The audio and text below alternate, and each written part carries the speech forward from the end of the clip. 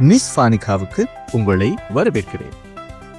பெற்றோர்களே, இன்று நான் உங்கள் குழந்தைகளுக்கு கொண்டு வந்திருக்கின்ற முதலாவது பாடத்தோடு நீங்கள் இணைந்திருக்கின்றீர்கள். எந்த மொழியாகட்டும், ஒவ்வொரு மொழியிலும் எழுத்துக்களும் அதற்குரிய பெயர்களும் அதற்குரிய உச்சரிப்புகளும் காணப்படுவதை நீங்கள் அறிந்தது. தமிழ் மொழியை எடுத்துக்கொண்டோமானால் இங்கு காட்டப்படுகின்ற குறியீடு, இதற்குரிய பெயர் ஆனா என்று நாங்கள் அழைக்கிறோம். அதற்குரிய உச்சரிப்பு அ என்று அழைக்கிறோம். இதே போன்றதால் ஆங்கிலத்தில் காணப்படுகின்ற எழுத்துக்களுக்கும் தனிப்பட்ட உச்சரிப்புகள் காணப்படுகின்றது. எனவே இன்று நான் உங்களுக்கு அறிமுகப்படுத்துகின்ற உச்சரிப்பு ஆட்.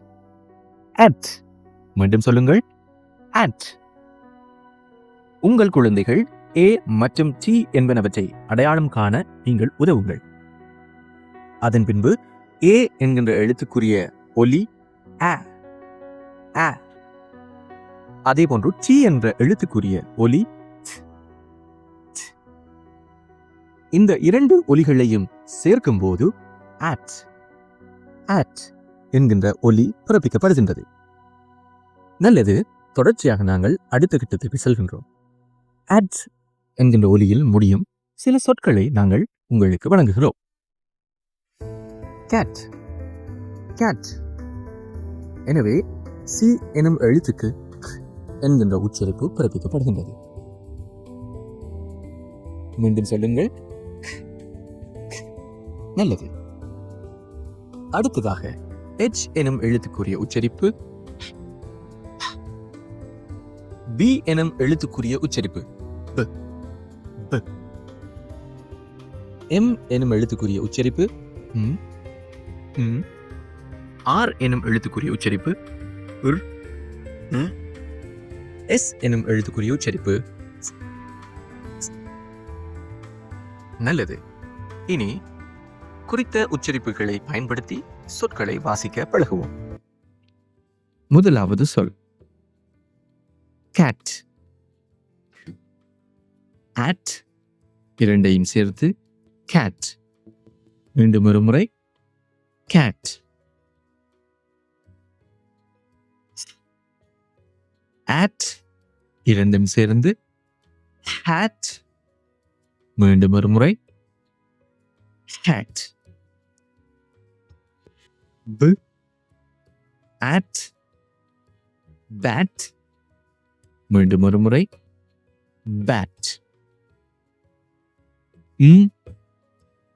Add mat. மீண்டும் ஒரு முறை மேட். Add rat. மீண்டும் ஒரு முறை rat. Add sat. மீண்டும் ஒரு முறை sat. நல்லது. தொடர்ச்சியாக இங்கு காணப்படுகின்ற சொற்களை வாசிக்க மறுபடியும் முயற்சி செய்வோம். இந்த வீடியோவின் முதல் பகுதியில் எழுத்துக்களுக்குரிய ஒலியினை நாங்கள் அறிந்து கொண்டோம்.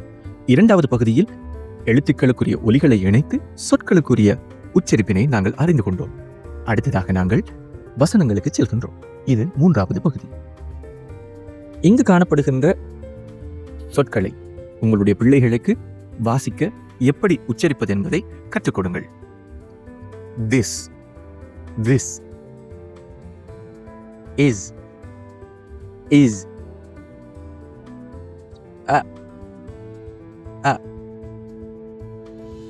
on.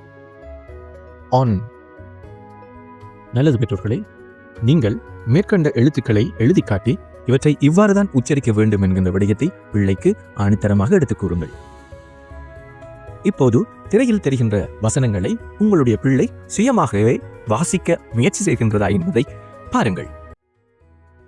வீடியோவை போஸ்ட் செய்துவிட்டு வருகின்ற ஒவ்வொரு வசனங்களையும் வாசிப்பதற்கு சந்தர்ப்பம் வழங்குங்கள்.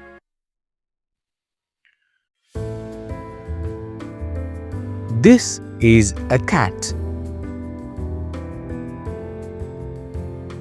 This is a mat. A cat sat on a mat.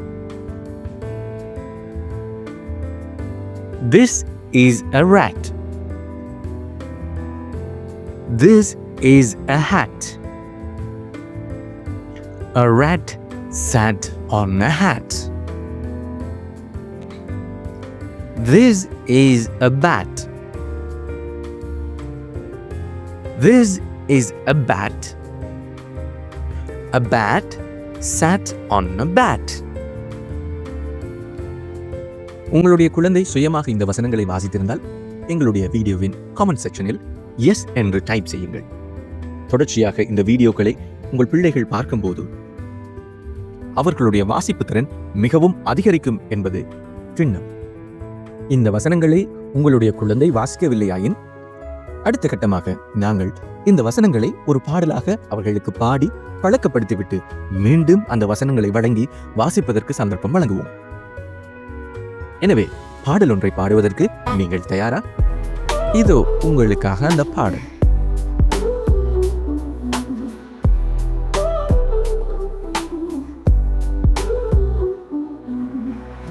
This is a cat, this is a mat, a fat cat sat on a mat.